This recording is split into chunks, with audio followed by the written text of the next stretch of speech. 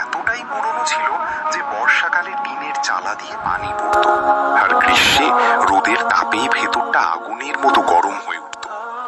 সেই ছোট্ট দোকানেই সারাদিন বসে থাকতেন হাসান নামের এক বৃদ্ধ মুচি। অসংখ্য কষ্টের ছাপ স্পষ্ট। সকাল থেকে সন্ধ্যা পর্যন্ত তিনি মানুষের ছেঁড়া ফাটা জুতা সেলাই করতেন, পুরনো স্যান্ডেল আবার ব্যবহারযোগ্য করে তুলতেন। কেউ নতুন জুতা কিনতে না পারলে হাসানের কাছেই আসত। তিনি এমন যত্ন করে জুতা মেরামত করতেন যেন নিজের পরিবারের কারো জন্য কাজ করছেন। আয় ছিল খুবই সামান্য, কিন্তু সততা আর পরিশ্রমে কখনো ঘাটতি ছিল না। বাজারের মানুষ জানত হাসান দরিদ্র হতে পারে, কিন্তু তার মতো বিশ্বস্ত মানুষ খুব কমই আছে। প্রতিদিন সন্ধ্যায় কাজ শেষে তিনি ধীরে ধীরে বাড়ির পথে হাঁটতেন। বাড়িটি ছিল ছোট্ট একটি কাঁচা ঘর। দরজায় দাঁড়িয়ে তার স্ত্রী জয়নব অপেক্ষা করতেন। দুজন একসঙ্গে বসে শুকনো রুটি আর সামান্য তরকারি খেতেন।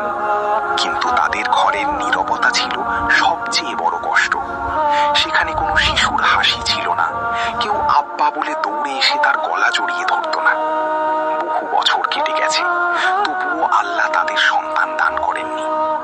গ্রামের মানুষ প্রায়ই আড়ালে আবডালে নানা কথা বলতো। কেউ করুণা করত, কেউ আবার বলতো সন্তানহীন মানুষ যেন ফলহীন গাছের মতো। এসব কথা হাসানের কানে পৌঁছাতো, কিন্তু তিনি কখনো অভিযোগ